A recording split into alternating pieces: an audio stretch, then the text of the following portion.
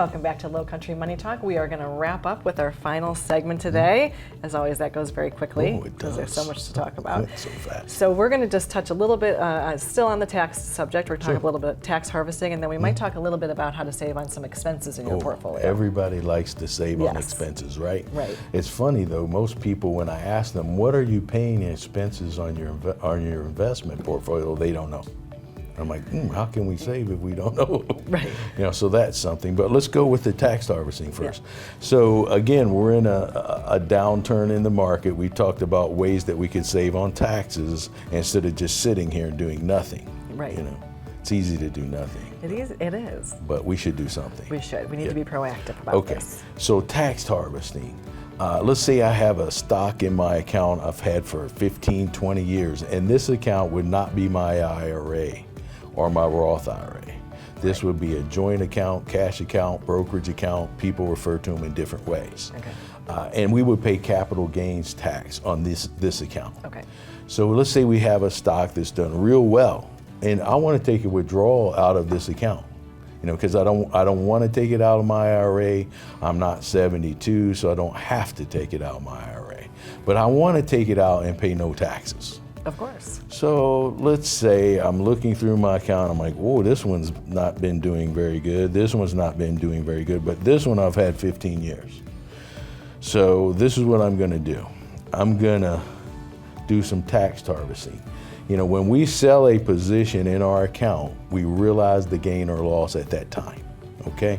We're gonna say in this case that we've had all of these positions for over a year, so it would be a long-term capital gain. Okay. So what I would do, let's say this one has done really well. I'm gonna sell this one because it's up. Over 15 years, I've made a lot of money on this, way up. I haven't sold it, so I haven't realized the gain yet. So let's say I'm going to take $5,000, okay, and I want to pay no taxes. So I'm going to sell $5,000 in gains, and I'm going to go down to these that maybe I've had a couple years and they're not doing so hot. So I'm going to sell $5,000 here, and that will offset my gain. So in essence, that is a zero transaction. Right. So we like the tax harvesting when we can do it. We don't like losses.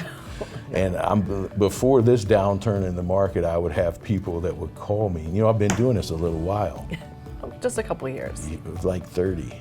So I know I look too young for that. Definitely. So, well, you started when you were 10. So at least, at least 10 or maybe 12, something like that.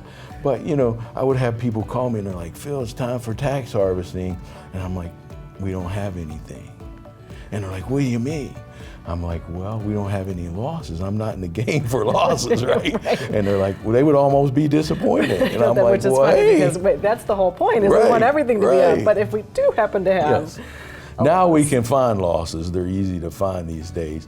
But that's how we would do the harvest, So take advantage of that, talk to your advisor, whatever it may be. The last thing I'd like to talk about a little bit is the expenses. Yes. So we talked about saving in expenses. So do you really know what your expenses are? What's in the fine print? Oh, so some people say, well, I'm paying my advisor 1%. I'm like, oh, okay, so that's all you're paying in fees. Oh, I think so. I'm like, oh, you think so? You better know so. You better know. So very few people do. I mean, I don't know if I've met a few that do, really. So the one thing we want to look at, we ask people, if you want to know what your expenses are, call Rachel. We have an analysis that we can do. It'll show you all your portfolio expenses. Many people, Betsy, they think, well, I'm paying my advisor 1%, so that's my fee. Right. And I'm like, well, wait a minute. Let's see what you have in your portfolio. That's why I always ask people, when you come in, make sure you bring your statement. Not your printout from your, a lot of these guys like to do their spreadsheets. That's fine, but I want your actual statement because it's going to tell me everything I need to know. And I look on there and I see you have an exchange traded fund, you have a mutual fund. Now the last I saw, these people have big buildings in New York City and stuff. Yeah, and they need to pay for those somehow. And you're going to pay for them. And you're going to pay for Right. So I think I'm paying 1%, but I have a mutual fund in the expense ratio inside the mutual fund's another 1% or 1.2, or I might have an exchange traded fund and it's a 0.6 or a 0.8. So really, I'm paying closer to 2% than 1%. And we don't want to do that. Don't want to do that. So we need to save come money. to you. We need to come to Rachel and get our analysis. That's what I would do.